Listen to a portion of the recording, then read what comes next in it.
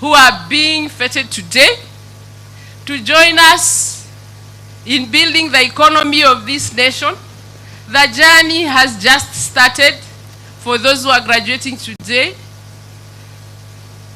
The sky is going to be the limit for you as you make your personal contribution in terms of the knowledge that you have gained. And we appreciate you. We appreciate the University Council. We appreciate the University Senate. And we appreciate you, Madam Chancellor, who has joined this family of Taita Tvaeta University. Thank you very much, and receive the greetings of our governor, who is away on business, but I'm representing him here today. Thank you so much, and congratulations. May God bless all of you. Thank you.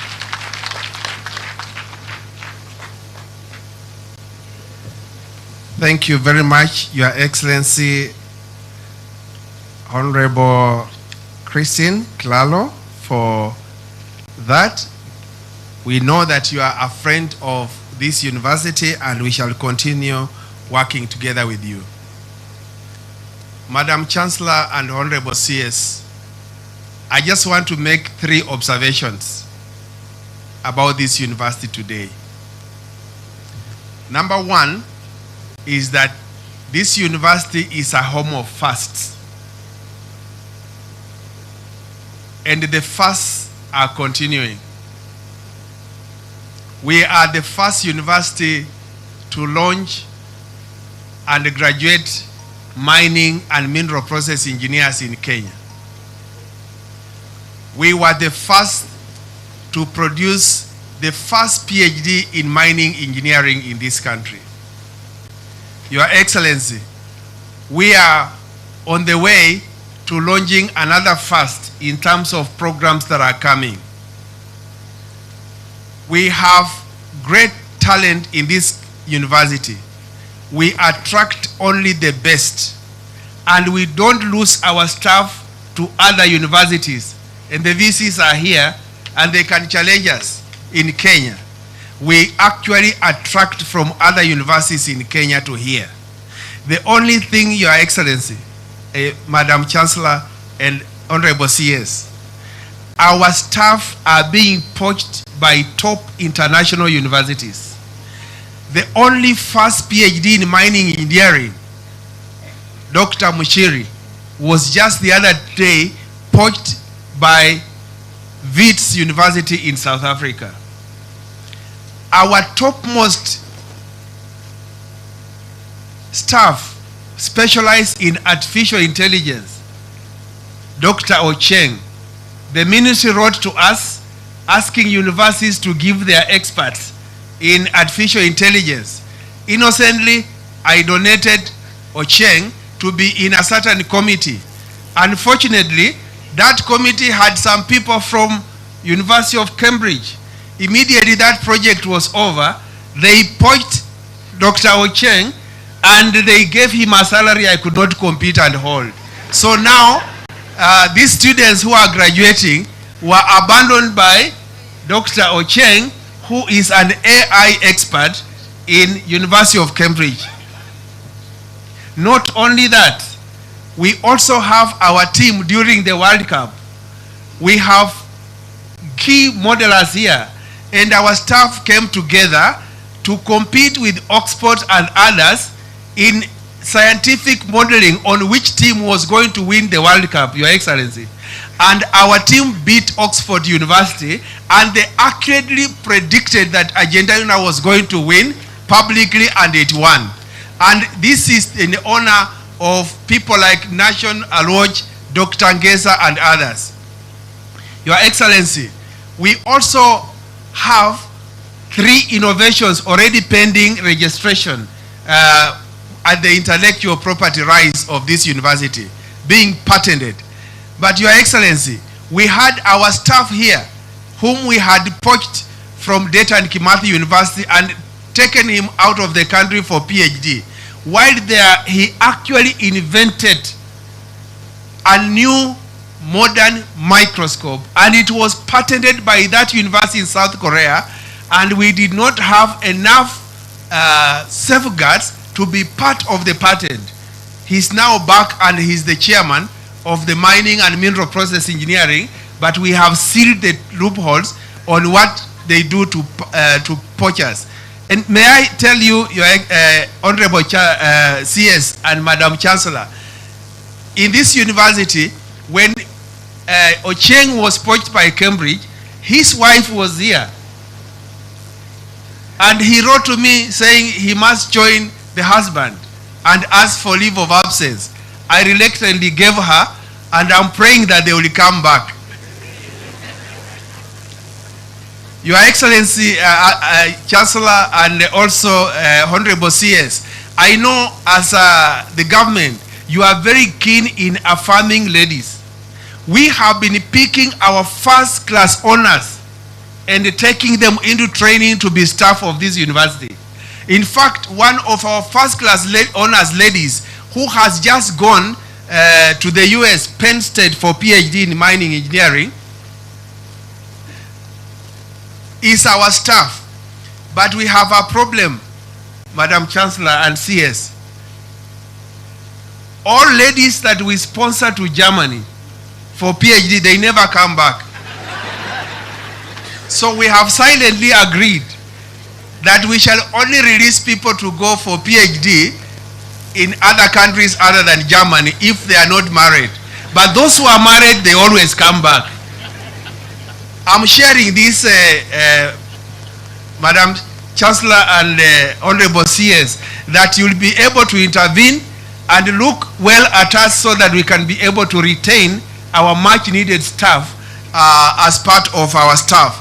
We shall continue working and ensuring that we can be able to move. The second thing I want to mention as I go to sit is that this university has developed and is continuing to develop niche programs. We have developed a BSc and MSc in climate smart agriculture. We have developed, yesterday as we were going through our hotels, I was being asked by my fellow vice chancellors, especially those who have never been here, that you have these old facilities and you don't have a degree program in tourism and hospitality. And I told them it is already at the Commission for University Education awaiting approval. However, we are not calling it Bachelor of Tourism Management like everybody does. Bachelor of Hospitality and Tourism Management. The problem, Madam Chancellor and Honorable CS, is we train people to go to manage. We don't train people to go to develop what can be managed. So the TTU Senate has creatively developed a program called Bachelor of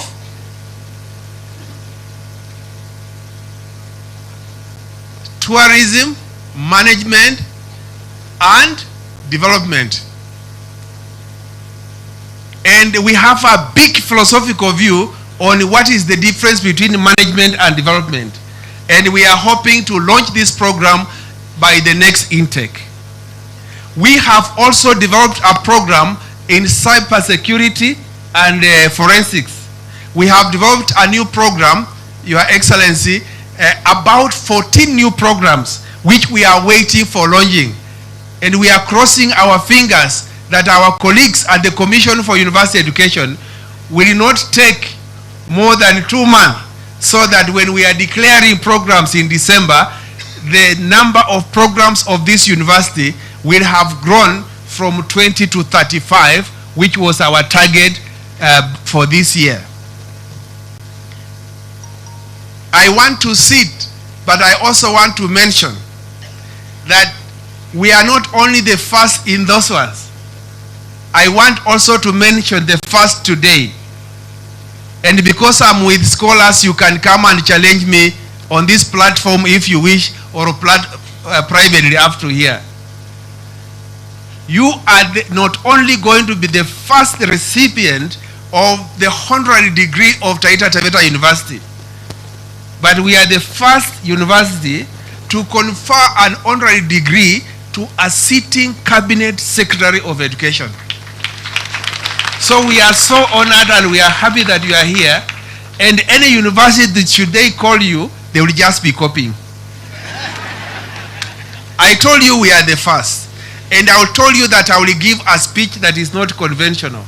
And I'm also going to be the first not to read a speech during a graduation ceremony. So if I just speak and leave there, and I'm also going to the first not to mention anything we want from you, Your Excellency, and Your Honorable Machogu. I don't know why I've called you Your Excellency many times, but just look out after His Excellency William Ruto, you might be in that office. Because I happen to be a born-again Christian, and sometimes my tongue slips and speaks what is in the heart, but that what I speak is also inspired by the Holy Spirit. So be careful. I've resisted calling Excellency, but that has continued. So ladies and gentlemen, our honorable students, don't be surprised if you see Honorable Machogu coming here as His Excellency, the President of the Republic of Kenya, after His Excellency William Samoei Ruto. And finally, as I sit down, I want to assure you that these graduates that we are releasing into the market today have not only been given sufficient critical knowledge and skills, but also values. Because we focus on skills and knowledge, but we forget about values. We have imparted them values that they are going to carry forward. And we invited many of you, and these are CEOs, and I want to tell you that we are strategic in the visitors we invite here. You can see the CS is here. You can see the Deputy Governor is here. These Vice Chancellors are not only Vice Chancellors, they are employers. So make sure after the lunch, you can be able to talk to one of them, and they may be able to call you to go to their university. Just like I know some are already serving in that university. We are very proud of our graduates. We are very proud of you. And you know your Vice Chancellor is always with you, and you always see him. So today, let him be seen by those who don't always see him. With those remarks, it's my great and distinguished pleasure to invite the chairman of council, who never requires to be introduced whenever we go anywhere, Professor Isaac Meroka Beche, to give his speech, and after that invite the Chancellor to give her speech, and we shall proceed from there. Honorable, ladies and gentlemen, let's clap for our chairman of council, Professor Beche.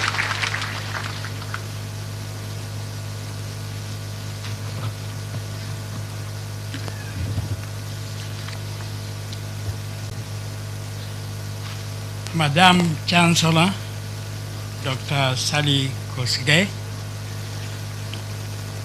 the Cabinet Secretary, Minister of Education, Dr. Ezekiel Machogu.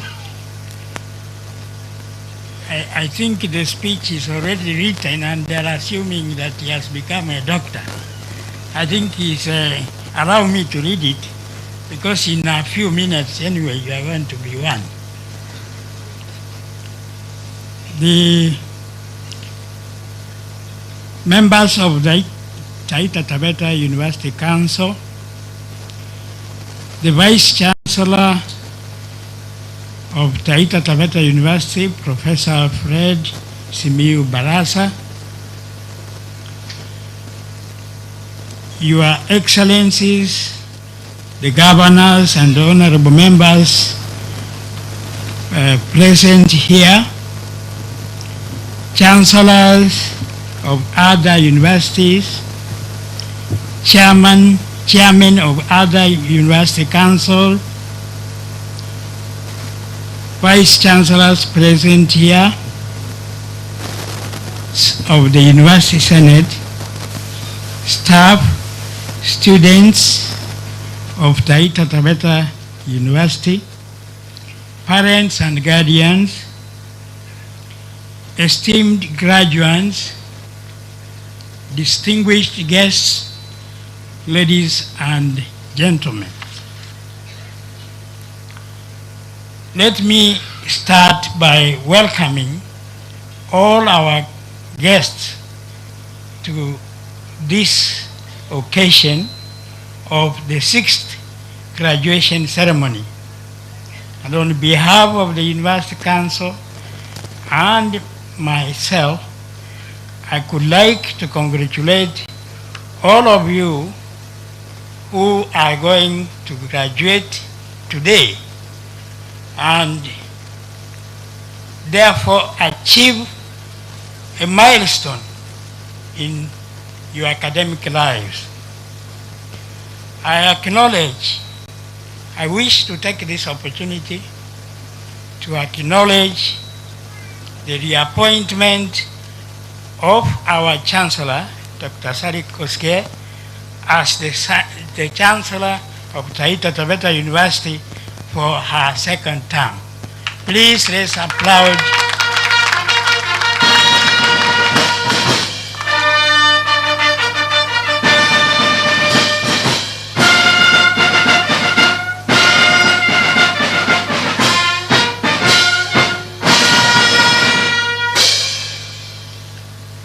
In a special way, let me congratulate the Cabinet Secretary, Minister of Education, Honorable Ezekiel Machogu, for becoming the pioneer of the Taita Tvaeta University honoris causa recognition.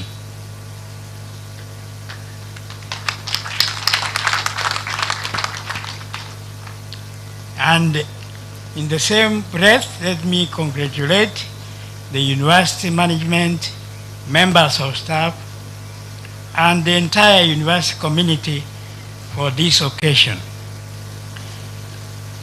Honorable CS, TTU has achieved impressive growth in terms of academic programs and the increase in the number of students to this university.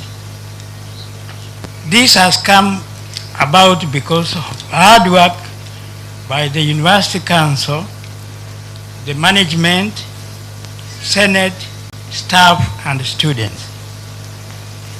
The ministry and other government agencies have also assisted the university to achieve this impressive growth. On behalf of Council, I sincerely wish to appreciate management for the hard work and commitment to the university's vision and mission. Ladies and gentlemen, it is my belief that an institution is as good as the values it propagates. It is gratifying to note that there is an entrenched culture of hard work, dedication, integrity, and cooperation among the university leadership, both teaching and non-teaching staff, and the students. This has made it possible for the university to attain its strategic plan goals. We soon are going to launch the TTU Strategic Plan 2023-2027. That has been done by our own staff and students. This document will entrench TTU's growth through team leadership. I'm confident that the class presented here today will continue to uphold this quality and the lasting values indoctrinated at TTU of high integrity, persistence, pursuit of new frontiers that will write out the name of this university out there. It is my great pleasure to once again declare my heartfelt congratulations to the class of 2023. We are here today celebrating the climax of your success because you have applied yourselves fully to the pursuit of higher education. I commend you, your professors and lecturers, as well as your parents and guardians for the effort in making this day a reality. The university did its part in creating a conducive environment for pursuing your education and developing your talents through venues such as clubs, societies, student union activities, sports and games. The experiences and exposure you have garnered in this institution will definitely serve you for life. I believe through the attachment opportunities in various organizations you are attached to, you created a link for future employment opportunities, and I won't be surprised that some of you have already secured placement opportunities or ventured in entrepreneurship. For diploma graduates, please enroll for degree classes at TTU. For degree graduates, please enroll for master's program of TTU.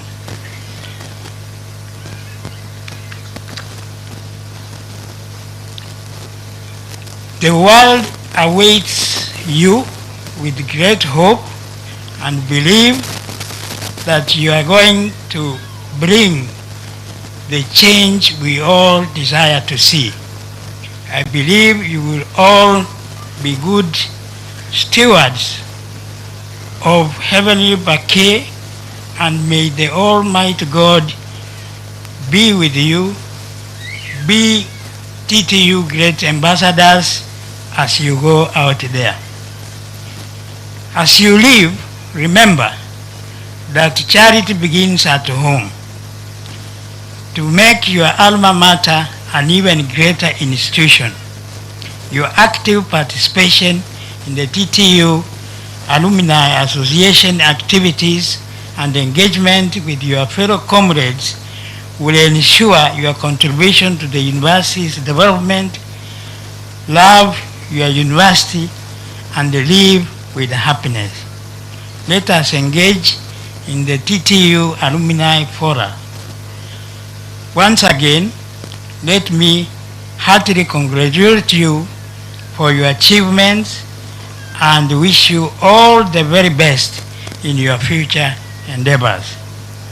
Finally, I wish you all a happy festival season.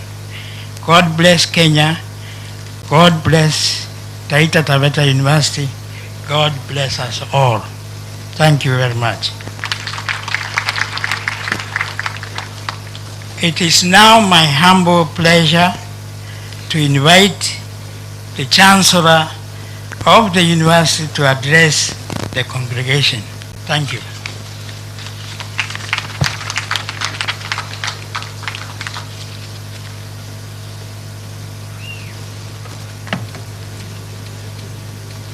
Please be upstanding for the Chancellor.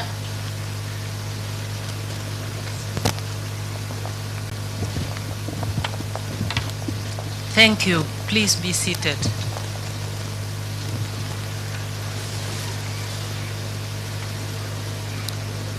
Cabinet Secretary, Honorable Machogu, Your Excellency, Madam Deputy Governor of Taita Tvaeta County, Senator, Members of Parliament and MCAs, Chairman of Council, Professor Mbeche, Council members, Chairpersons and members of Council of other universities, Vice Chancellor Professor Baraza, Vice Chancellors of other universities, Deputy Vice Chancellors, national and county leaders, all guests, members of staff, graduates, parents, and guardians.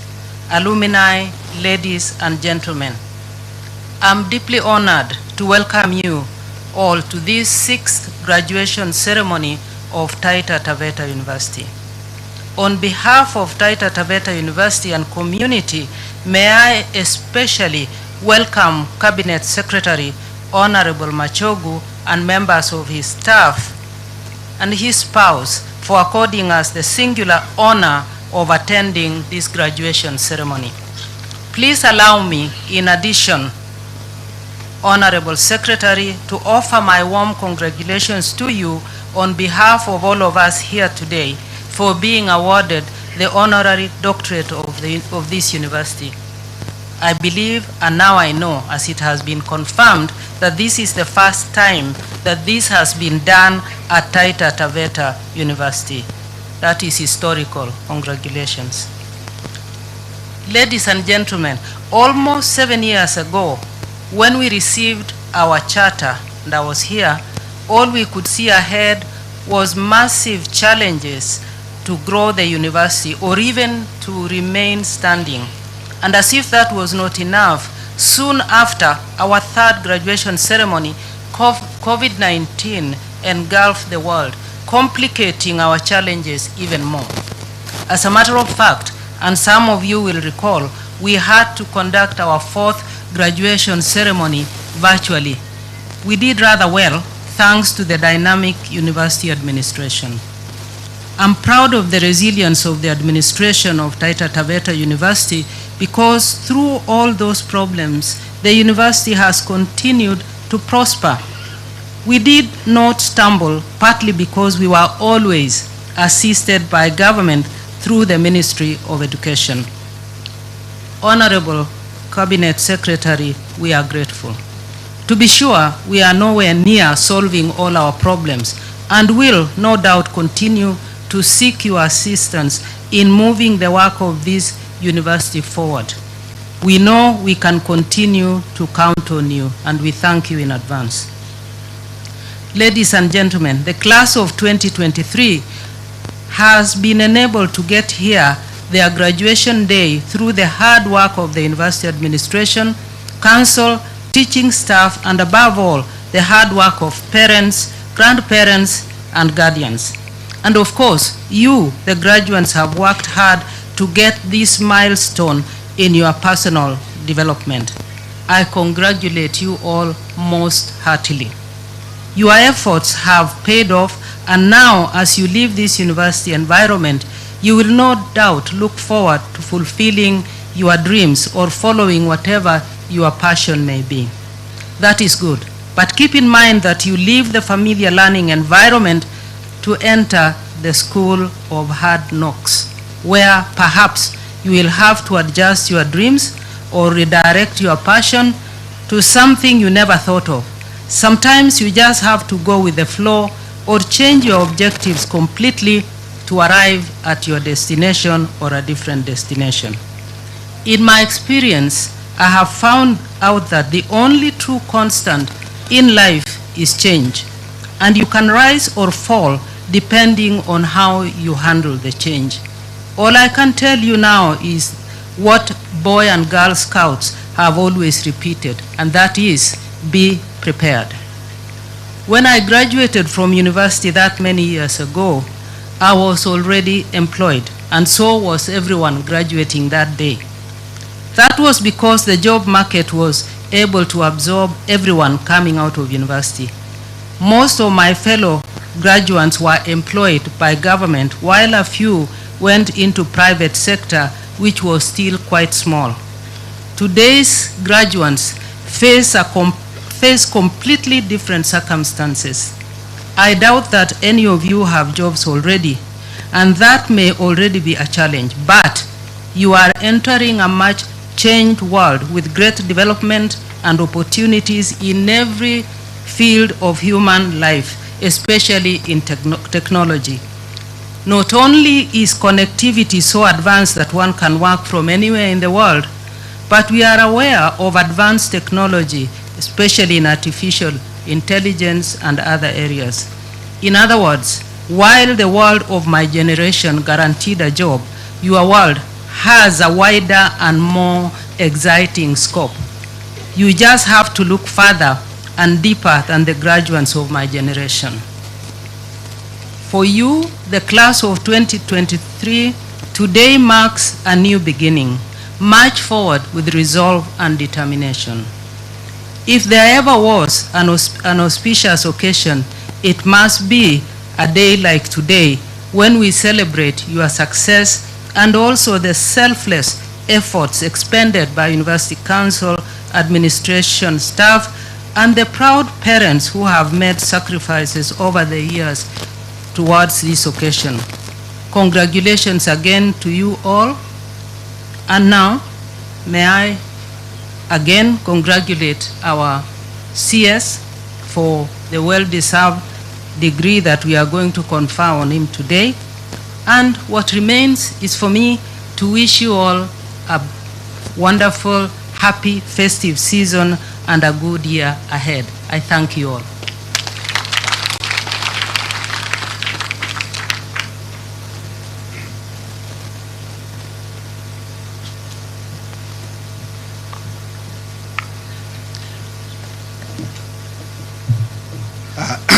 Thank you.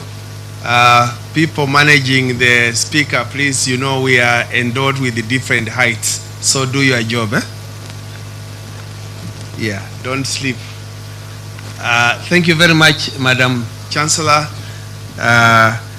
Before I read citation for the conferment of the honorary degree to Honorable Ezekiel Machogu, allow me to recognize some people who came here before. We have the MP for Tvaeta constituency, our friend, Honorable Bwire.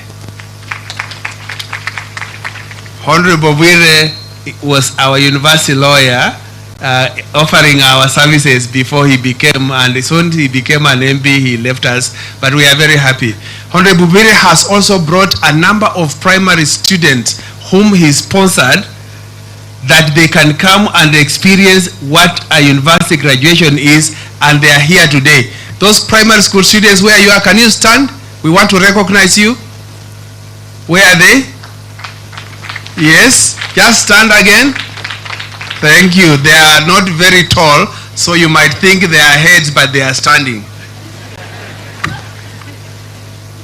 Thank you very much. And our district commissioner and the team led by the DCC, Madam Margaret. Kindly stand, we recognize you. You are so important to us. Thank you, the district security team, district county commissioners team. These are a great people and we are here because of you. Thank you, God bless you.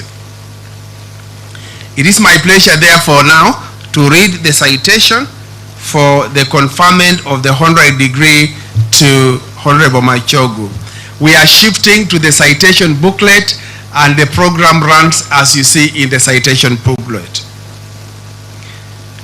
Let me say something about the educational background of Honorable Machogu. Honorable Ezekiel Machogu Ombaki is a Kenyan born on 22nd day of November 1956.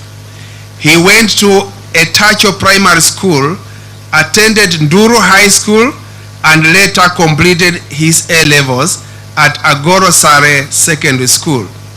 In 1976, he joined the University of Nairobi, then and even now, one of the most prestigious universities in Africa, to pursue a Bachelor of Arts degree in political science, especially government and sociology. During his long-standing career in the civil service, he added to his knowledge and skills by undertaking numerous senior management trainings both locally and internationally. Honorable Machogu has a career and in his entire working life has been dedicated to public service, where he has served in the civil service, legislature, and the cabinet, which is the top executive arm of government. He rightly describes himself as a seasoned career civil servant, a church elder, a philanthropist, a former member of parliament, and currently a cabinet secretary for education. As a career civil servant, Honorable Machogu started off as a district officer, where he served in various divisions including Nyandarua, Kikuyu, Nandi, Naivasha, and rose to district commissioner in 1990, where he served various districts including Nyandarua, Busia, and Wajir. Subsequently, he rose further to higher ranks in the civil service, including serving as Deputy Provincial Commissioner of the then Coast Province from 2001 to 2002, as well as Senior Deputy Secretary in the Ministries of Arid and Semi-Arid Lands, Trade and Tourism, and later in the Public Service Commission from 2002 to 2016. Specifically, Honorable Machogu served as District Commissioner for Wajir, Busia, and Nyandarua districts from 1989 to 2001, and as a District Officer of Tetu, Nyandarua, Oljor Orok, Kirinyaga, Nandi, Naivasha, and Kikuyu divisions from 1978 to 1989. Honorable Machogu is credited with being an ardent supporter of education in all the areas that he served, and working closely with members of parliament. He oversaw the establishment of schools where none existed and the growth of existing ones. As the DC in Nyandarua, he was at the forefront in mobilizing and working with the district leadership in improving lives of the people through construction of roads, new schools, and a hospital. In particular, Engineer Hospital in Kinangop, which started during his term. As chairman of the Nyandarua District Education Board, he was instrumental in steering the district into being ranked top in national KCPE examinations for a period of 7 years. Consequently, he was feted by the late President Daniel R. Moi for being the overall best performing DC in the country on matters education and development. And I want to tell you that immediately Honorable Machogu as District Commissioner was transferred from Nyandarua. The following year, they were never #1 again in the country. He was instrumental in peace-building initiatives to fight insecurity, leading the adoption of agriculture as a source of livelihood and economic development, encouraging crop diversification, especially in Busia, to reduce reliance on sugarcane, and helping in inculcation of efficient and effective management of coffee cooperatives. Honorable Machogu is further recognized for coordinating the resettlement of residents in the regions that he headed, especially the Ichagis, that is people who are working on the farms of colonialists. He worked with relevant organs, including provincial commissioners and land buying companies, to have this realized in an amicable manner as much as possible. I'm sure our DCC, Margaret, is listening carefully, and she's on the way to emulating Honorable Machogu when he was the district commissioner. He was also quite instrumental in leading the adoption of agriculture as a source of livelihoods for economic development, as exemplified by his contributions that positioned the farming of flowers in Naivasha for export. Flower producing companies in the mentioned areas are now even over 10 in number, compared with only 2 at the beginning of his tenure there. He also encouraged crop diversification in Busia to reduce reliance on sugarcane and imports from neighboring countries. Commensurate with leading by example, Honorable Ezekiel Machogu kept 6 dairy cows and grew maize in his 3-acre compound as a district commissioner to demonstrate to the people that it is actually possible. He even used to generate extra income from selling milk and vegetables to members of the community. Residents fondly treasure him for promoting the agriculture as business by rewarding early adopters with 1 cow per person. In terms of his political service, Honorable Machogu continued with his public service when he was elected Member of Parliament for Nyaribari Masaba constituency in 2017. He served as MP for 5 years till 2022. He is the founder of the National Agenda Party of Kenya. While serving in the 12th Parliament, he was the chairperson of the National Assembly Committee on Member Services and Facilities and a member of the Committee on Regional Integration. He diligently executed his duties, which led to his being recognized and honored with the award of the Chief of the Order of the Burning Spear, CBS. As an MP, he is remembered for embracing a labor-based approach to utilizing funds for the development of infrastructure and schools. This mechanism precipitated an increase in the level of development in his constituency. It is actually estimated that the level of development that was witnessed during his 5-year term was greater than the immediate previous 15 years of that constituency. Additionally, he put in place a system for properly identifying needy children for the award of bursaries, the same thing that Honorable Maruma has been doing, as well as Honorable Mashako, who is not here today. In terms of his ministerial service, the epitome of Honorable Machogu's public administration and leadership trajectory was his appointment in 2022 as the Cabinet Secretary for Education. He was sworn in as Cabinet Secretary in charge of the Ministry of Education of the Republic of Kenya on October 27, 2022. He has been at the forefront of implementing reforms in the education sector, especially the competence-based curriculum, which we call CBC, as well as enhancement of quality and sustainability of higher education sector.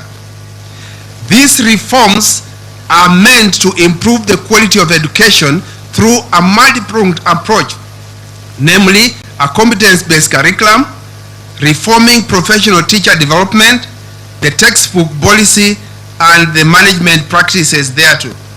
The new curriculum encourages learners to enhance their innovativeness and creativity by developing their own knowledge and skills through exposure to challenging situations and experiences. The CBC guarantees basic education for every learner according to their abilities and needs, by emphasizing that all children, including those from marginalized groups and those with disabilities, have access to education. Honorable Machogu is currently spearheading the execution of the new funding model for universities, as well as technical and vocational education and training institutions. The model introduces a student-centered funding model where students are financed according to their level of need and program cost. This contributes immensely to inclusion and education for all. More importantly, Honorable Machogu has interrogated, understood, appreciated, and confronted the complex challenges that have characterized the financing dilemma for public universities in Kenya with the zeal and passion almost not seen for a long time. He has advocated evidence-based, stakeholder participation-driven approach to problem solving and inspired confidence among key stakeholders that a suitable solution is actually already in the room. Ladies and gentlemen, it is in light of these outstanding achievements, among others, in leadership and distinguished service to the country and humanity that Honorable Ezekiel Machogu Ombaki is today being conferred the degree of Doctor of Humane Letters, honoris causa of Taita Tvaeta University.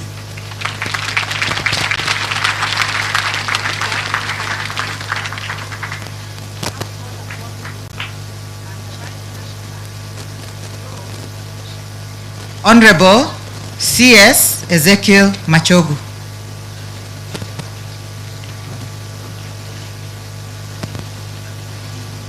Once again, I call upon Madam Chancellor and the Vice Chancellor to robe the Vice Chancellor, to robe the Honorable C.S. Ezekiel Machogu.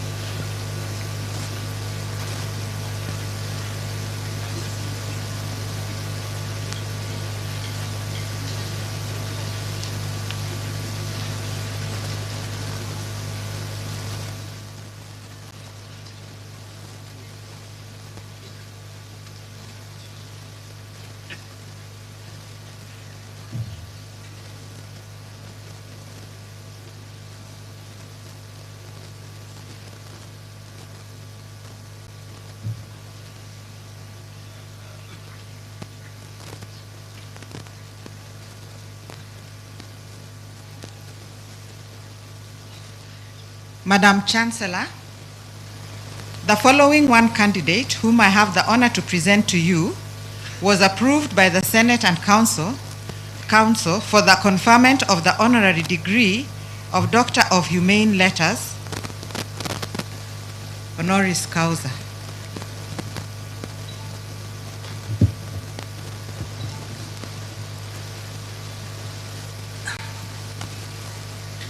Acting on the powers conferred by the Universities Act number 42 of 2012, I admit the person named to the degree of Doctor of Humane Letters, honoris causa, and by my authority and that of the entire university, give power to read and to do all that pertains to this degree.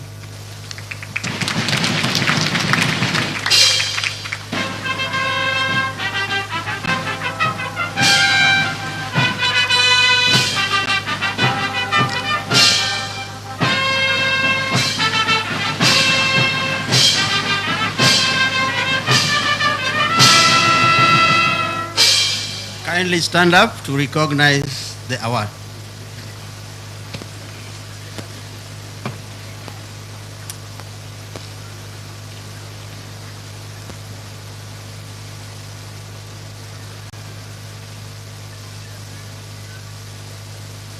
Honorable Dr. Ezekiel Machogu, we now present you with a bouquet of flowers to congratulate you for this award.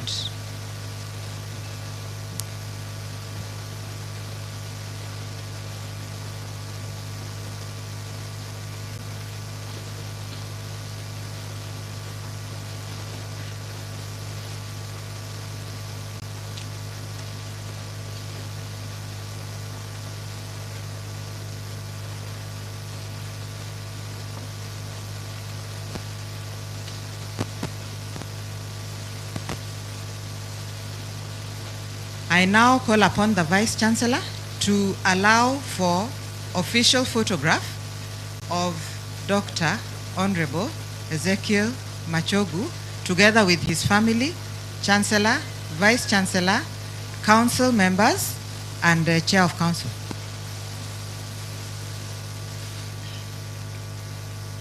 Yes. Before we take the photo, can we present a gift to Honorable Dr. Ezekiel Machogu? Wait, first wait.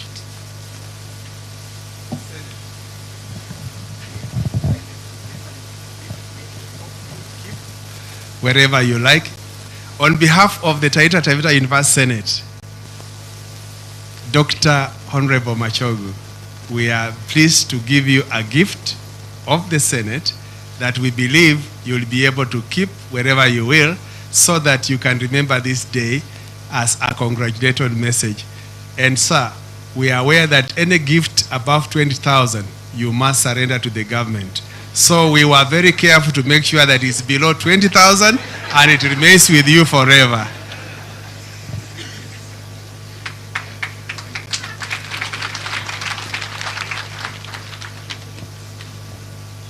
Official photo, Vice Chancellor, official photo.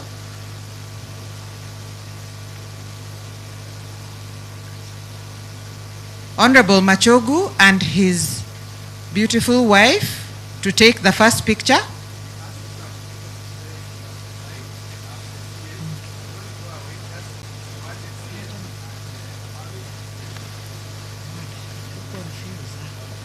The next picture is with the Chancellor, the Vice Chancellor, and the Chairman of Council. And the spouse is still included in this picture.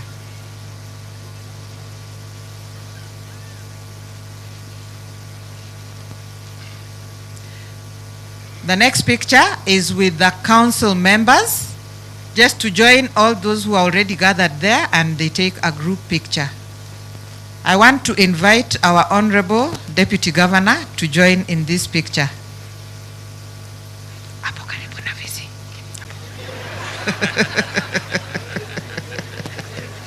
Which one? They're finished. Okay. Yeah. The next picture, I would wish for the Honorable Dr. Machogu and his wife to be pictured with the Honorable Members of Parliament of Taita Tvaeta County.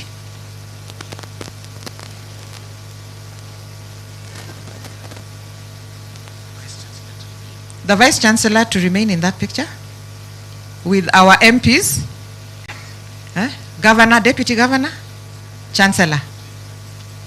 Yeah.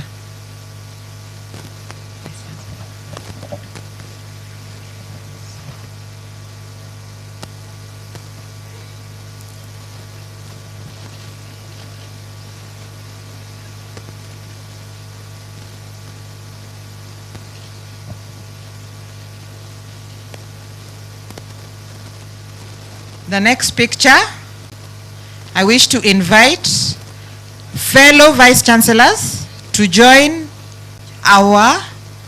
and the Chairman of Council and the Vice Chancellor and the Chancellor to take a picture with the Vice Chancellors from the other universities who have graced this occasion.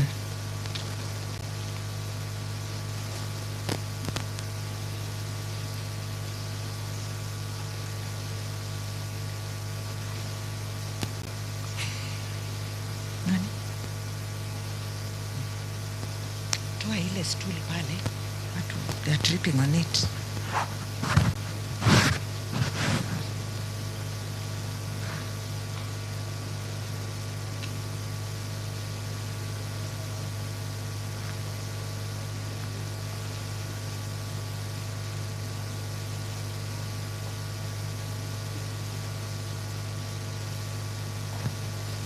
I request all our guests to take their seats and invite the Vice Chancellor to call upon Honorable Dr. Ezekiel Machogu to give his acceptance speech and thereafter address the congregation.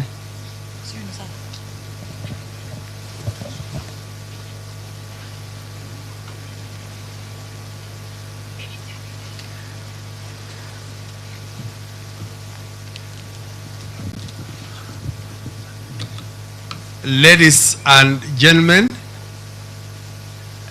just as before I invite the Honorable Dr.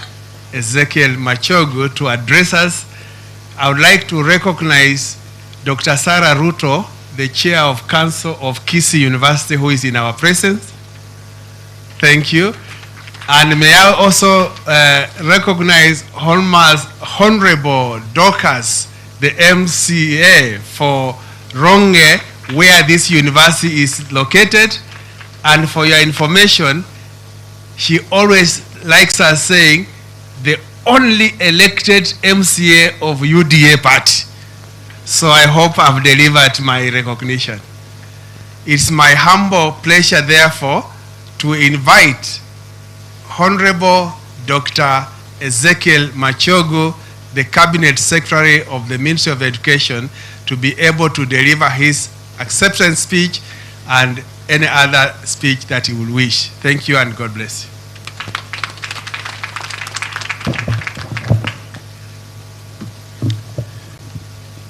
Yeah, thank you.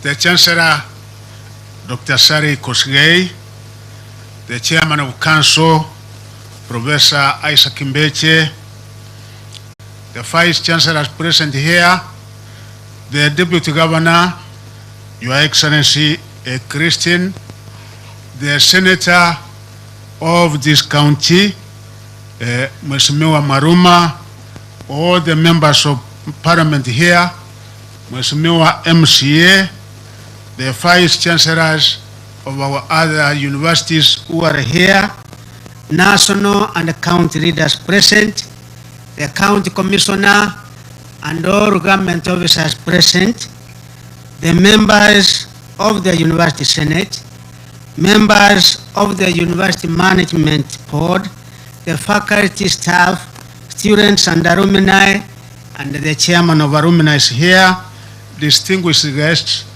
graduates, parents, and gentlemen. Good morning.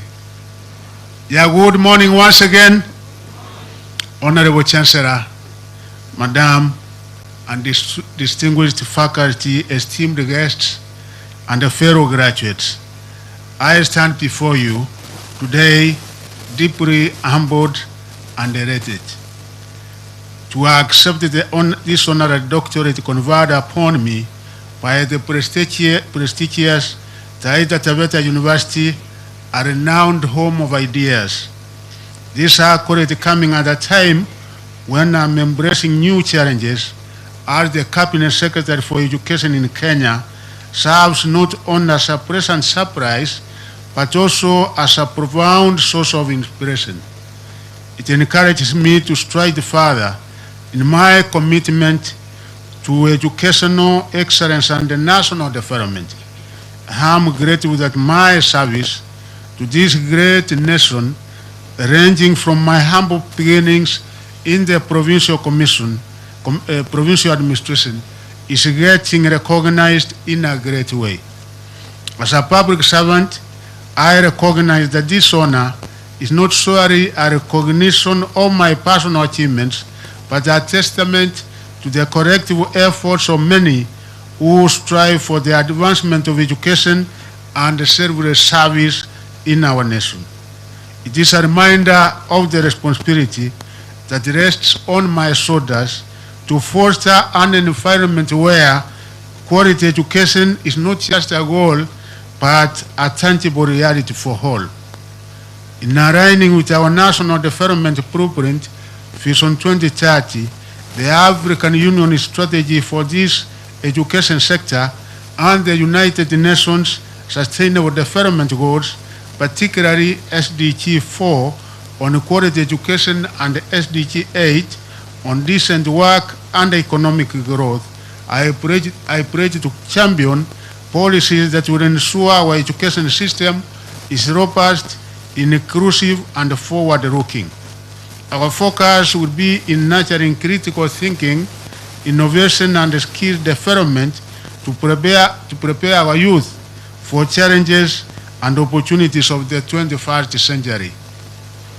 This honor reinforces my commitment to work tirelessly towards achieving these targets. It is with profound sense of duty and optimism that I promise to live up to the expectations of this honorary doctoral degree. Together with the support of the esteemed institution like Taita Tvaeta University and the collective effort of our educational community, we will endeavor to unlock the immense potential of our nation's most valuable asset, and that is our people. Furthermore, I wish to extend my heartfelt gratitude to the mentors, colleagues, and family members who have guided and supported me throughout my career in the civil service. I must also express my gratitude to the communities who graciously allowed me to work with them, inspired me, and brought about the proposed development changes to fruition for their own good to reality. It has been a great journey, and I am recharged by this pinnacle of honorary achievement to do much more for the great people of Kenya. I thank the President, His Excellency Dr. William Samoei Ruto, for appointing me to this position of Cabinet Secretary. Their wisdom, encouragement, and unwavering belief in my vision have been instrumental in shaping my party towards this end and the conferment of this high-end degree.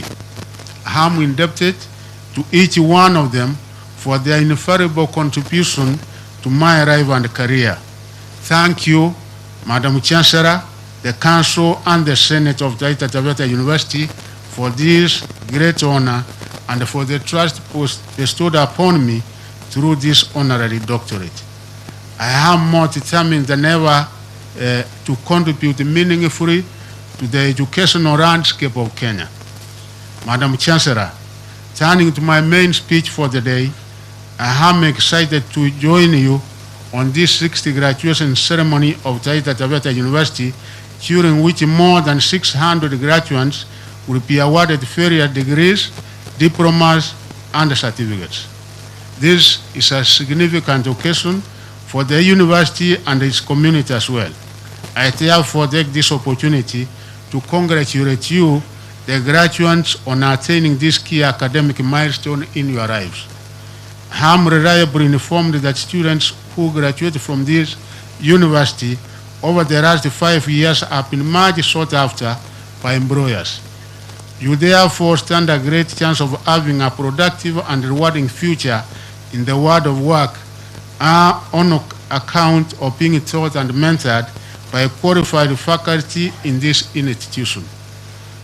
Madam Chancellor, I am glad to know that you are graduating the first cohort of PSC Geoinformatics students today. These graduates are a rich addition to the ever-growing geospatial industry that supports organized infrastructural development as well as natural resources, mapping, and management. I also acknowledge the first cohort of Bachelor of Education Science, Bachelor of Science Industrial Chemistry, and the Bachelor of Science Analytical Chemistry students graduating today. Congratulations to you all. This 6th graduation ceremony has indeed shown evidence of the growing number of programs that you offer. It is clear that you have now cut a niche for yourselves in the science, technology, engineering, and mathematics field, which is in line with the government's focus of producing more graduates in these areas. The government appreciates you for aligning yourselves with our vision and is committed to the continued development of the university. I am also proud to know that my ministry is working to you as a center of excellence to support the attainment of the key targets under the 4th Sustainable Development Goal of quality education. The government is committed to reform university education in Kenya through promoting the quality of management, teaching, learning, innovation, and research.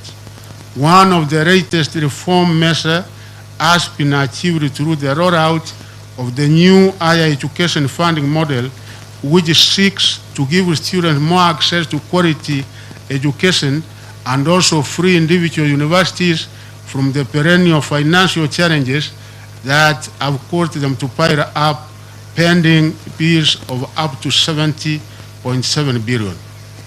Through the higher education notes board, the government has just completed the disbursement exercise of 5.2 billion in loans to first-year students, a first step in confirming the government's commitment to ensuring that the new funding model is implemented methodically and seamlessly.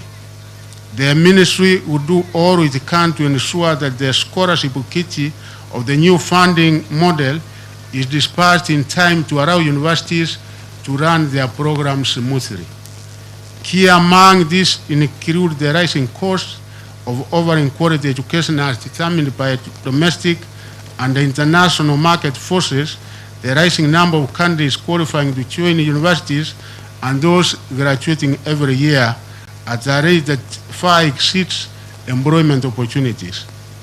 The diversification of training needs to bridge key skill gaps, the need and meet the labor market needs, and the stiff competition for talent and highly qualified staff amidst increasing labor mobility and borderless collaboration in education and research. In view of these mounting challenges, I can categorically state that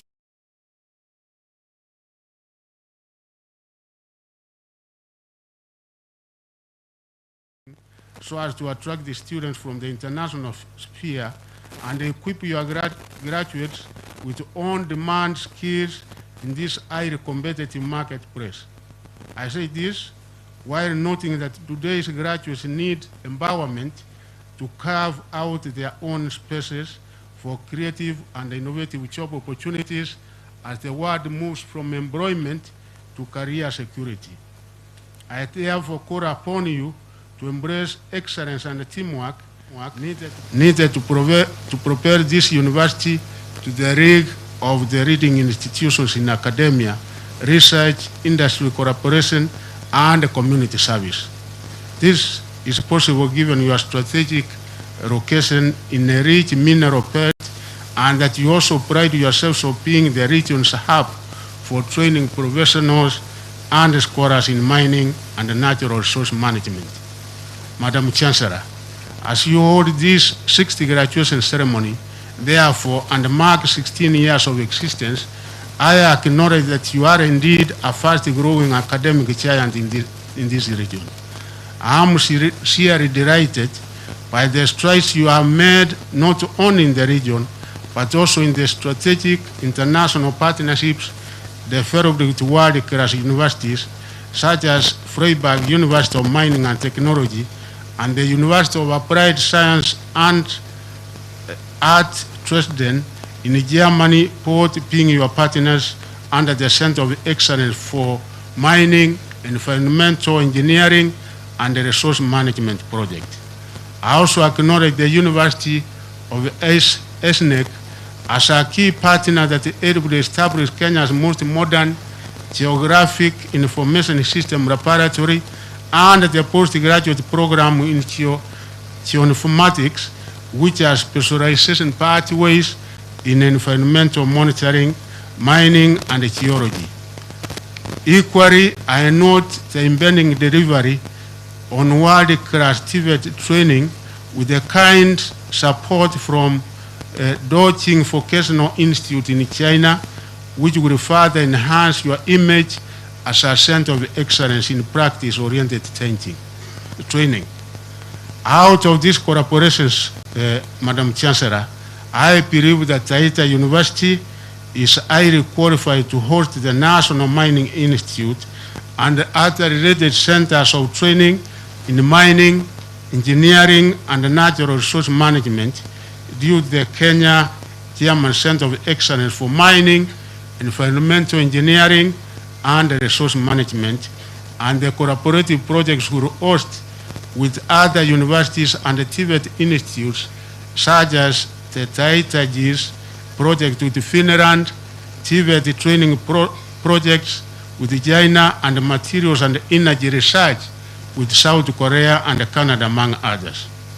I also take the I also take note of the resources that at your disposal, including the manganese mine, whose life has been estimated at 100 years, which is just next to you. Kenya needs this manganese for the steel and the glass industry, batteries, paints, and laboratories. Additionally, the Foi Jim Fario Addition Center is also located within your vicinity. I know that the gemstones are precious for the adored global beauty industry.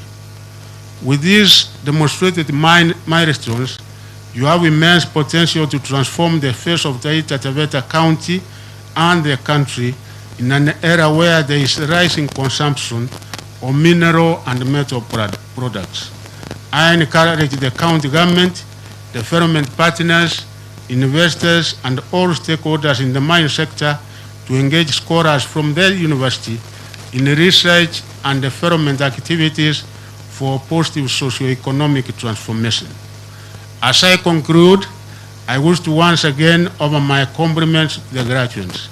Now the world awaits your demonstration of all that you have learned here. I believe you have the capacity to make a positive and lasting difference in society. I wish you the best in life and God's favor in all your endeavors, and I wish you a happy festive season ahead. As I conclude, Madam Chancellor, once again, I thank you most sincerely for the conferment, and also wish to say that this being the University of Great Ideas, I thank the Vice Chancellor for what you have done, because you have been able to produce among the very top brains in this country who have gained entry into international other top institutions, like others gaining access to Cambridge University and even to Korea. And we thank Professor Uchieng for what he was able to do in Korea, the kind of research he did, and the kind of innovation that he was able to do while in that particular part of the world. We encourage that we produce many more people in similar areas. We don't have to mind whether they remain here, even if they go to other countries. That is the kind of human development that we want to embark on as a country, such that we are able to retain others here, and even when necessary, we are able to export others to other countries. You are aware, Honorable Madam Chancellor, that there was a moratorium as far as minerals are concerned, but as a government, we have now been able to remove that, and the government has come up with the policies and a mechanism where the people and the people of Kenya will be able to benefit out of the very hidden treasure that we have here in Taita Tvaeta and other areas of the country.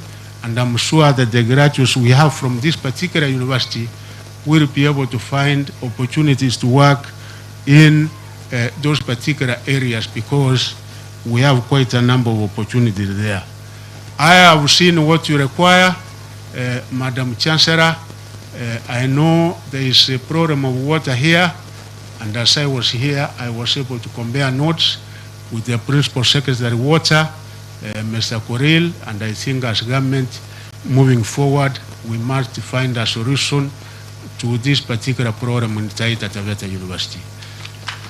Equally, I've seen the building which is almost 85% complete, and as much as we are operating within a very tight fiscal space, moving forward, particularly when we come to supplementary 2 in the next financial year, that is in February of the other year, we will be able to see how much funds will be allocated to this particular university, so that we are able to complete that particular building for it to be put to use.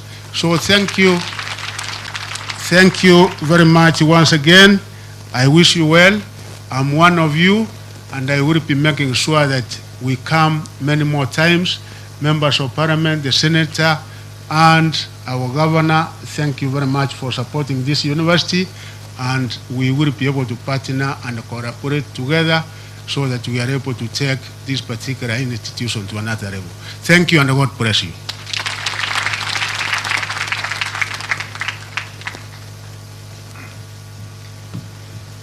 Can we all just stand and give an applause to Honorable Dr. Ezekiel Machogu for the speech and for accepting to be honored by Taita Tvaeta University.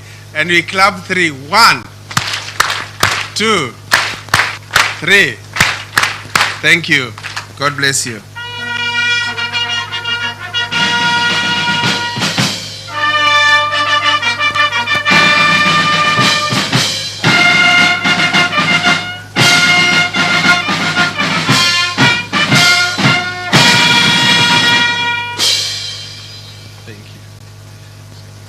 It is. Yeah, I'm here with my spouse. Sorry, I was almost forgetting Chemima Machogu, and God has given us 2 boys, 3 girls.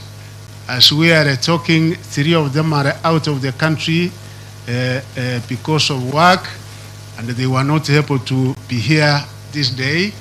3 others are medical doctors, and they know what is required of a medical doctor because of the kind of work that they do in the hospitals where they are working.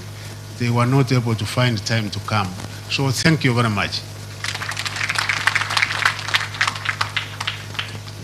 Thank you. Just 2 announcements quickly before I call upon the DVC Academic Research and Outreach to call the deans to confer the degrees and award diplomas. 2 announcements. Number 1, you have been and you are live on NTV. This function has been and is live streamed on NTV, and that is what you can even watch yourself where you are on NTV.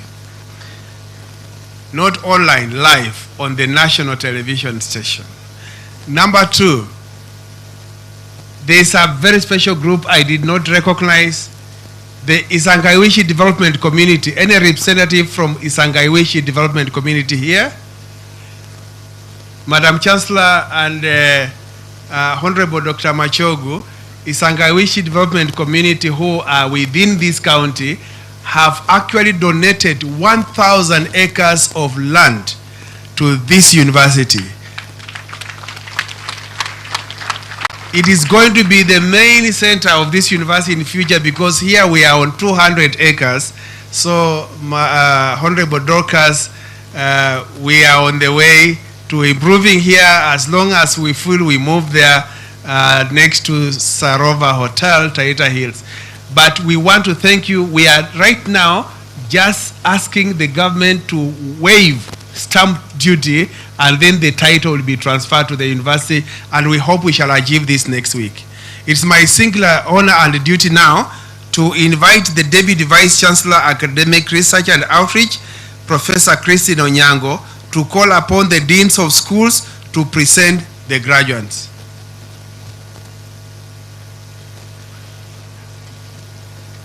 Madam Chancellor, I now call upon the Dean School of Science and Informatics, the Dean School of Business, Economics and Social Sciences, the Dean School of Agriculture, Earth and Environmental Sciences, and the Dean School of Mines and Engineering to present graduates for the conferment of master's degrees of Taita Tvaeta University.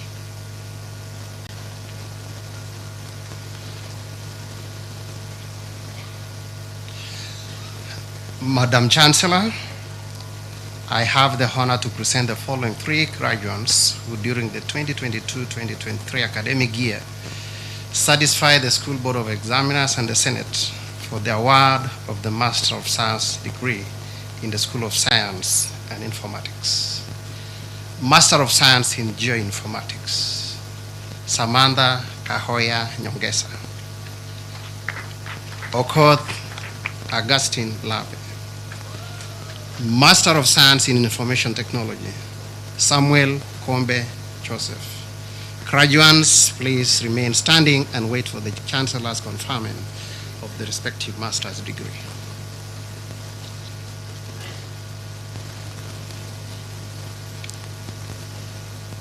Madam Chancellor, I have the honor to present the following 6 graduates who during the 2022-2023 academic year satisfied the School Board of Examiners and the Senate for award of the Master of Business Administration degree in the School of Business Economics and Social Sciences. Master of Business Administration in Strategic Management, Mwachia Joyce Kambe, Mbogo Philip Kidelo, Mutua Charles Kikungu, Josephine Kale Mwakisagu. Master of Business Administration Finance, Wambui Daniel Gona. Master of Business Administration Natural Resource Management, Kimori Milton Kishiki. Graduates, please remain standing and wait for the Chancellor's conferment of the respective master's degrees.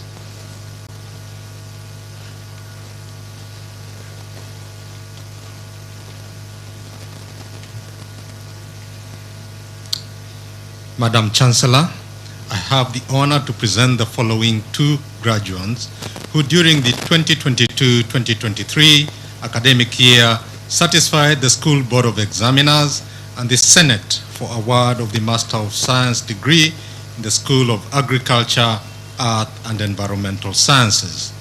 Master of Science in Applied Crop Science, Njagi Martin Muriuki, Chomba Linus Bogo. Graduates, please remain standing and wait for the Chancellor's conferment of the master's degree.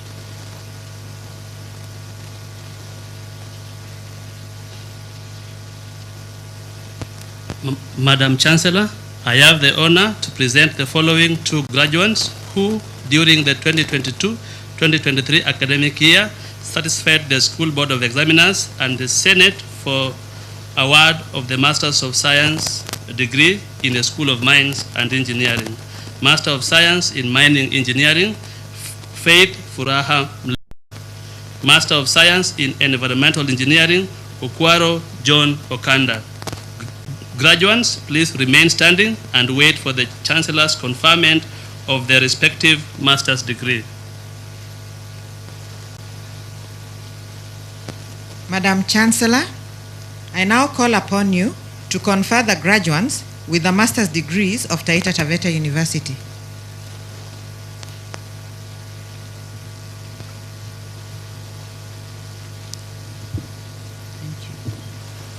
Acting on the powers conferred by the Universities Act number 42 of 2012, I admit the persons named to the respective master's degrees for which they have been educated, trained, examined, and qualified, and by my authority and that of the entire university, give power to read and to do all that appertains to these degrees.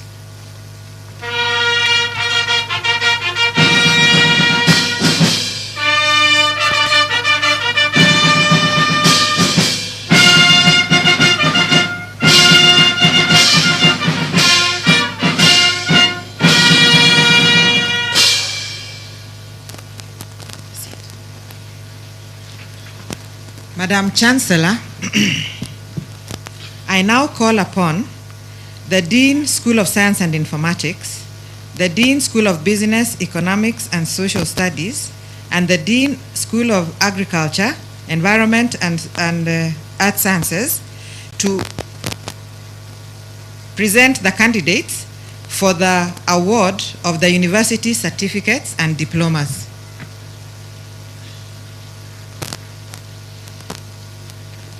Madam Chancellor, I have the honor to present the following 14 graduates who during the 2022-2023 academic year satisfied the School Board of Examiners and the Senate for the award of diplomas in the School of Science and Informatics. Diploma in Information Technology, distinction, Radia Jafar, credit, Hanan, Tabasum, Berumba, Goy, Wadero, Nyange, Berube. Pass, Hannah, Masood, Dennis, Mwafuga, Mzame, Kilatia.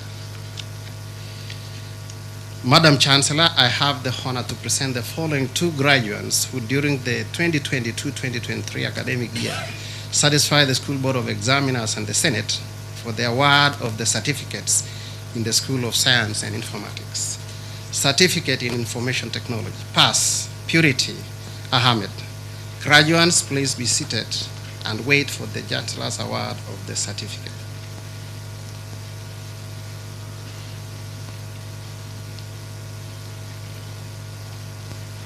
Madam Chancellor, I have the honor to present the following 19 graduates who during the 2022-2023 academic year satisfied the School Board of Examiners and the Senate for the award of diplomas in the School of Business, Economics and Social Sciences.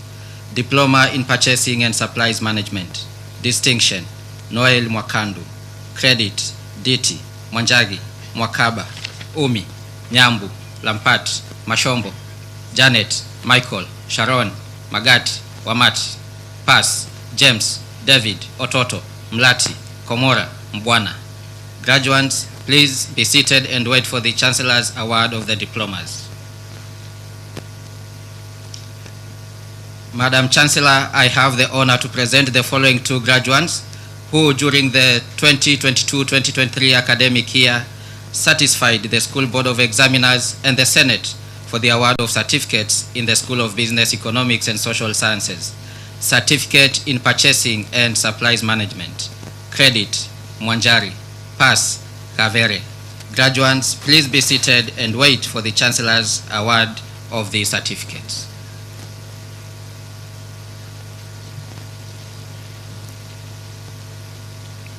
Madam Chancellor, I have the honor to present the following three graduates who during the 2022-2023 academic year satisfied the School Board of Examiners and the Senate for the award of diplomas in the School of Agriculture, Art and Environmental Sciences.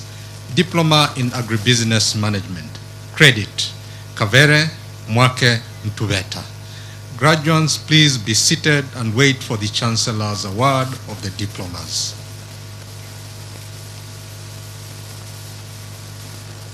Madam Chancellor, I now call upon you to award the graduates with university certificates of Taita Tvaeta, university certificates and diplomas of Taita Tvaeta University.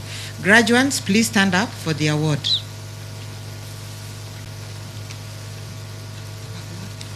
Acting on the powers conferred by the Universities Act number 42 of 2012, section 38, subsection 1, 3A, and the Taita Tvaeta University Charter of 2016, section 14, and statute 4, section 6. Having satisfied the University Board of Examiners and the Senate in all subjects for which you are enrolled, trained, and examined, it gives me great pleasure to grant you the respective diplomas and certificates.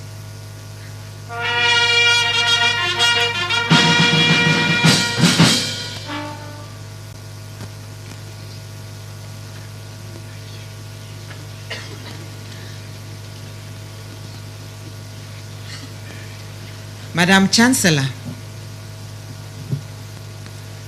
I now call upon the Dean School of Science and Informatics, the Dean School of Business, Economics and Social Studies, the Dean School of Mines and Engineering, and the Dean School of Education to present graduates for the conferment of bachelor's degrees of Taita Tvaeta University.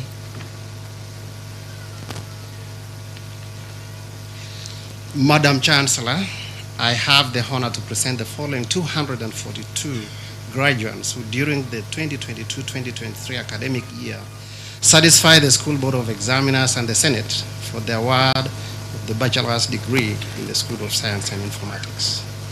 Bachelor of Science in Statistics. First class honors, Muli Ndoti, Musioki Irene Mutinde. Second class honors, Upper Division, Awori, Abel, Bundi, Safari, Muhui, Ocheng, Afikoshe, Nyanjui, Kikemoi, Mbugwa, Wahome, Okondo. Second class honors, Lower Division, Elfrida, Chelangat, Thoya, Credence, Usigwar, Mulutu, Purwa, Njoroge, Mugenda, Mwema, Mudangya, Namati, Chepkoech, Cheruiyot, Otieno, Etiang, Okoch, Abok, Ogola, Ngora, Kagungu, Mwahozi, Ngari, Omondi, Onyango, Osiemo, Ngirote. Pass, Kamweru, Karidhi, Mihezo, Ocheng, Odongo, Asuma, Kipkorir, Kisheru.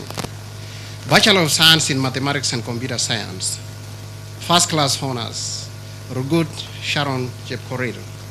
Second class honors, Upper Division, Simba, David, Ekiraba, Kemei, Shokoa, Teuri, Kiluti, Mutua, Kiblangat, Otiengi, Osoro, Juma, Omondi, Dominic, Kibui, Lagat, Muridi, Wanyonyi, Mutimi, Shongo, Kipto, Kamau, Wamuyu, Mulongo, Kilonzi, Paul, Kimngeno, Yegon, Rioba, Lakereya, Mutiria, Munene, Chege, Kasembeli, Ngure, Mwaniki, Ndungu, Koech, Mbote, Ngere, Nabutola, Mosoti, Mboya, Karanja, Muturi, Wambua, Atingo. Pass, Amimu, Kipkorir, Kerich, Mwiwayi. Bachelor of Science in Industrial Chemistry. First class honors, Lumumba Patrick. Second class honors, Upper Division, Derito, Mathenge, Akwongo, Mudhui, Osamong, Kuria, Ondondi, Masai, Yegon, Nyambura, Kimngetich, Wamalwa, Rono, Juma, Luka, Karanja, Odhiambo, Ominde, Sakwa, Wafula. Second class honors, Lower Division, Chege, Munene, Kirui, Dirura, Memba, Kiptui, Ambwere, Mati, Ocheng. Bachelor of Science in Analytical Chemistry. First class honors, Odwori Michael Juma, Kariuki Francis Ngugi. Second class honors, Upper Division, Brian Nguraya Kibebe, Njoroge, Mutinda, Mwendwa, Mboya, Kalei, Nyamahonga, Jelimo, Emmanuel, Omondi, Otieno, Abdallah, Chege, Kamala, Mwambire, Said. Second class honors, Lower Division, Kamau, Njoroge, Njeru, Davida, Suguta, Barasa, Moranga, Mudhoni. Bachelor of Science in Information Technology. First class honors, Mashuhuri Rehema Said, Kipngeno Adonija Bet. Second class honors, Upper Division, Kinywa, William, Maina George Ngugi, Maina David Kachunji, Yator, Miroro, Mwarura, Mtoto, Zaplon, Mreidi, Samuel, Mwendwa, Samuel, Kinya, Cherotich, Kenneth, Mwangi, Mwiruri, Munyao.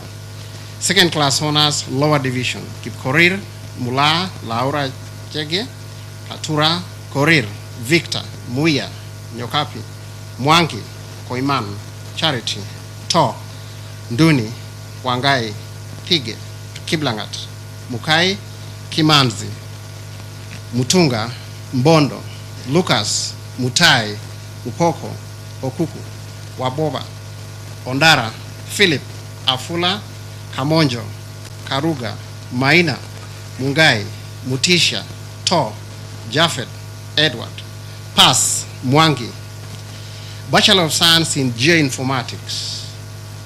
Second class honors, Upper Division, Koech, Mwanzia, Kairithia, Mwangi Mary Wanjiku, Mwangi Stacy Wende, Chepkonyi, Aengo, Ondiek, Machuku, Olale, Mugure, Odhiambo.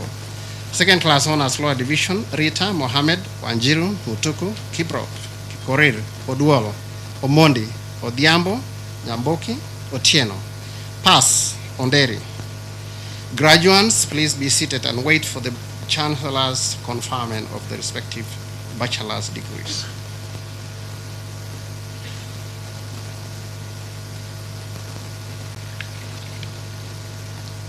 Madam Chancellor, I have the honor to present the following 250 graduates who during the 2022-2023 academic year satisfied the School Board of Examiners and the Senate for award of the bachelor's degree in the School of Business, Economics and Social Sciences. Bachelor of Commerce, Accounting Option, First Class Honors, Kasirani Musema Mima. Second Class Honors, Upper Division, Kamba, Kialo, Kioko, Kamaku, Ann, Vanessa, Githinji, Willy, Kipkurui, Chepkosgei, Makor, Abukuse, Ondieki, Achieng, Nyabuti, Moti, Makoro, Ndangari, Otieno, Chisutia.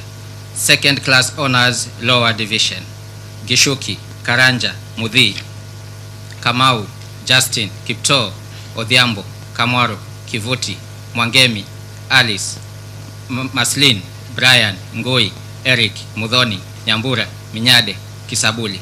Pass, Mwimali. Finance Option, First Class Honors, Mutunga Virginia Mwende. Second Class Honors, Upper Division, Morris, Sumaiya, Matias, Aisha, Wambui, Okoth, Daniel, Virginia, Mutie, Anthony, Shadrach, Thomas, Kivuva, Mdhama, Chepkemboi, Kibet, Gladwell, Leremut, Alusa, Kimining, Sapan, Okeyo, Onyango, Mwita, Abuko, Isigi, Mbai, Mwiti, Nigi, Njuguna, Mwema, Maleve, Kale, Mbaluka. Second Class Honors, Lower Division, Mngereza, Joseph, Waithaka, Waichahi, Mwangi, David, Yegon, Gitau, Justus, Mwalimu, Singi, Mudhui, Gikunda, Masi, Kiwo, Nzioka, Musioka, Brian, Daniel, Mutuku, Muridhi, Kirugi, Murigi, Rotich, Geoffrey, Kigen, Masharia, Maura, Korir, Chemtai. Kaitumot, Anyango, Kiveu, Konex, Agnes, Swaka, Buluma, Chepkemoi, Guio, Mambo, Murara, Mwiruri, Mudhoni, Mwanza, Mwasambu, Nasimiu, Nyangwech, Odede, Shanga, Munga, Moset, Bet, Rubin, Oremo, Odhiambo, Titus, Muzirai, Kamata, Dominic, Edward, Paul, Mkavesu, Noti, Gishui. Pass, Acheng, Baraza, Ngigi. Human Resource Management Option, Second Class Honors, Upper Division, Ogutu, Kalama, Chula, Ngumbao, Mohammed. Second Class Honors, Lower Division, Mwende, Kibet, Muridhi, Lamim, Agiso. Marketing Option, Second Class Honors, Upper Division, Irungu, Omondi. Second Class Honors, Lower Division, Biu, Dennis, Okanya, Katumo, Wanjao. Bachelor of Business Information Technology, First Class Honors, Joseph Musioki Madheka. Second Class Honors, Upper Division, Amin, John, Ndokola, Waita, Mbogo, Cheriot, Stephen, Makau, Mwachiro, Mudhoni, Muliungi.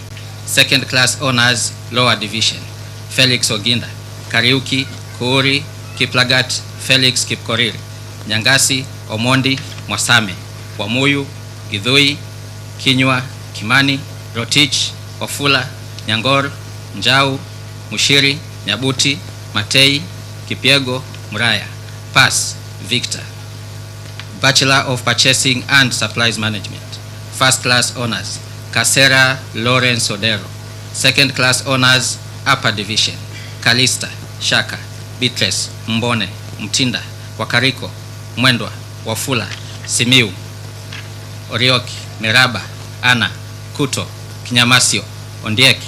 Second Class Otieno. Second Class Honors, Lower Division, Wanjiru, Reeva, Susan, Mboya, Walubengo, Mwangi, Kagwamba, Muya, Hassan, Chebet, Okumu, Ivia, Nzioki, Marion, Munyingi, Chayech, Mutembei, Kirimi, Atuti, Morer. Pass, Gishuhi, Karani, Amara. Bachelor of Economics. Second Class Honors, Upper Division, Mugendi, Mumanyi Kipto, Livanze, Ababu, David, Karidha, Odor, Wanjala, Siameto. Second class honors, lower division, Kinyua, Watiri, Hussein, Mudhui, Odhiambo, Ndumba, Mkova. Graduates, please be seated and wait for the Chancellor's conferment of the respective master's degrees.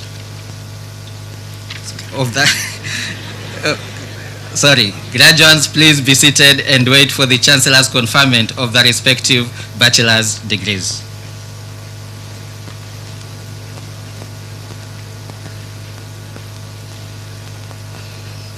Madam Chancellor, I have the honor to present the following 28 graduates who during the 2022-2023 academic year satisfied the School Board of Examiners and the Senate for the award of bachelor's degree in the School of Mines and Engineering, Bachelor of Science in Mining and Mineral Processing Engineering. First class honors, Njenu Paul Muriu, Nyabuto Mora Janet. Second class honors, upper division, Nginyo, Ouma, Mwambi, Barasa, Chepkoech, Koech, Ngunjiri, Wanyoike, Kiprop, Kiprono, Rotich, Kitilit, Kiswa, Lagat, Onyango, Sambaya. Second class honors, lower division, Musimi, Mwake, Kiptum, Kemei, Mboya, Kimani, Nyaga, Kanyau, Sifa, Kiplagat. Graduates, please be seated and wait for the Chancellor's conferment of the bachelor's degree.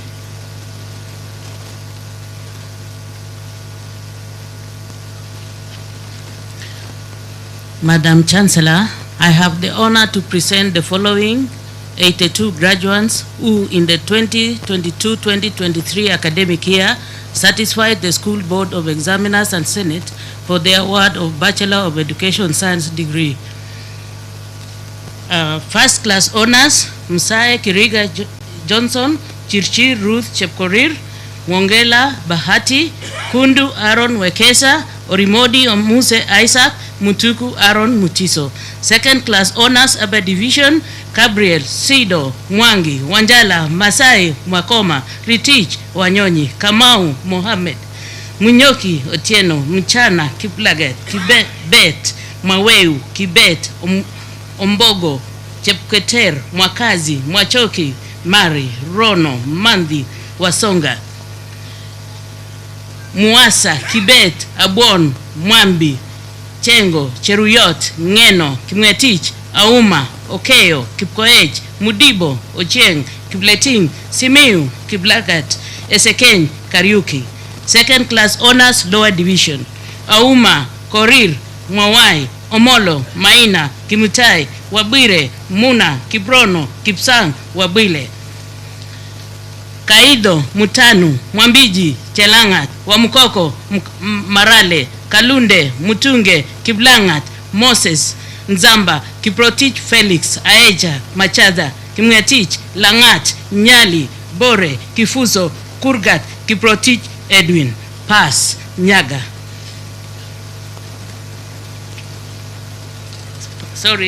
Graduates, be seated and wait for the conferments of the degree.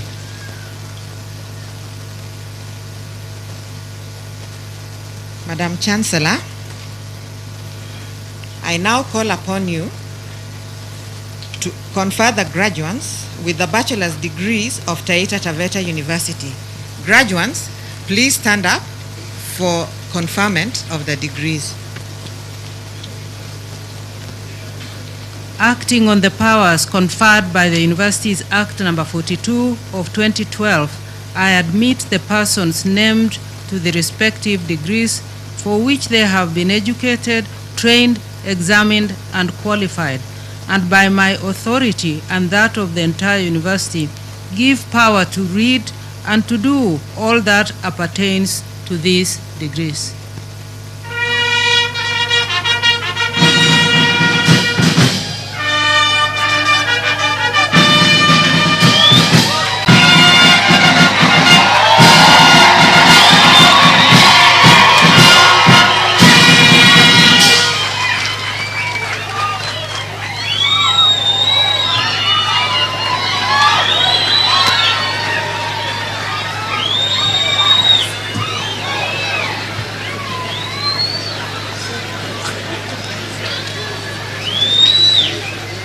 Thank you, thank you, thank you, thank you. Just a moment. As our tradition and true to our values, our graduates will remain seated respectively until we dissolve the congregation. And Madam Chancellor, acting on the powers conferred by the Universities Act of 2012, Section 39(2), and the Taita Tvaeta University Charter, Section 15(2), A and B, I declare the sixth congregation of Taita Tvaeta University dissolved.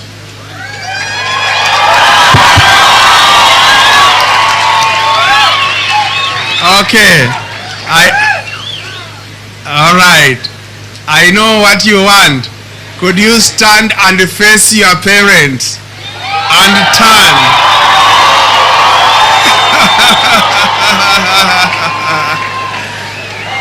Thank you, thank you. Yeah. Now the last thing, just a moment. You realize that it has started raining just as I was announcing the dissolution. And we prayed as Senate and said on Thursday it will not rain. On Friday it's allowed to rain after conferment.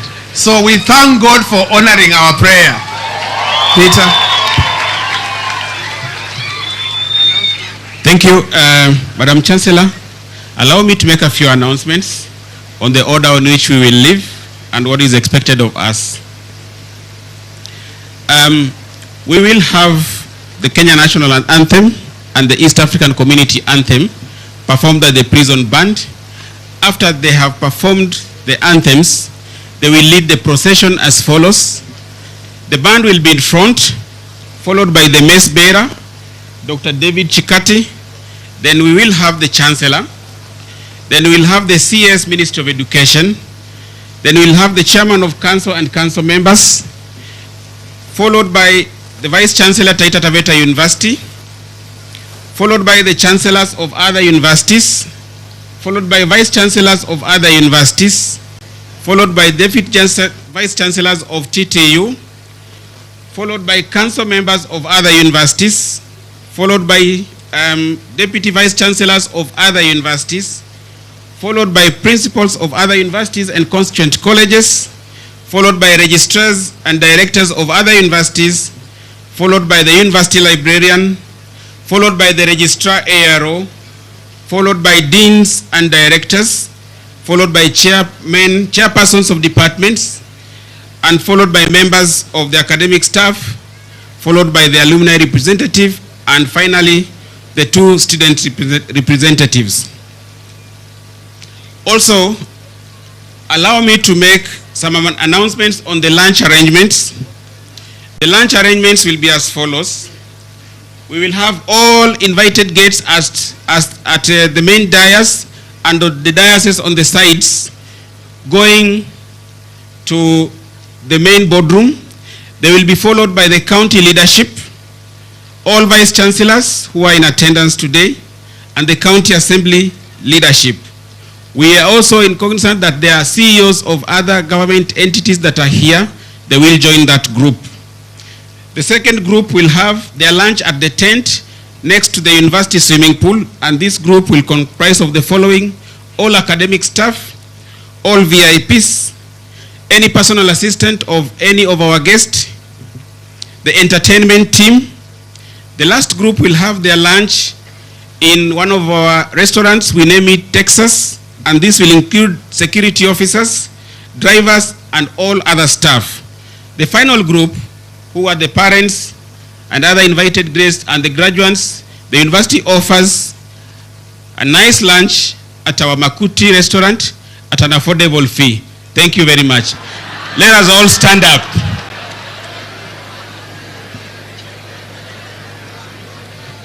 Let me allow the Vice Chancellor to make the last announcement.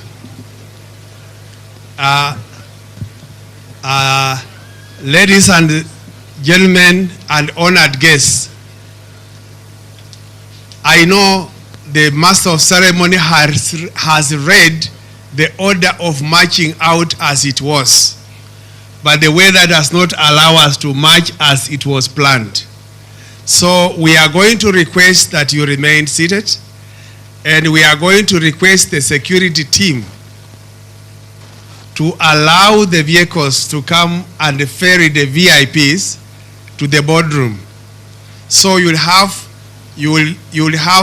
to create a space for vehicles to be picked. You'll take about a minute to see the order, starting from the Chancellor, the CS, and others will follow, and we shall allow the vehicles of the VVIPs to come so that they will be picked from here at the tent and they will be taken to the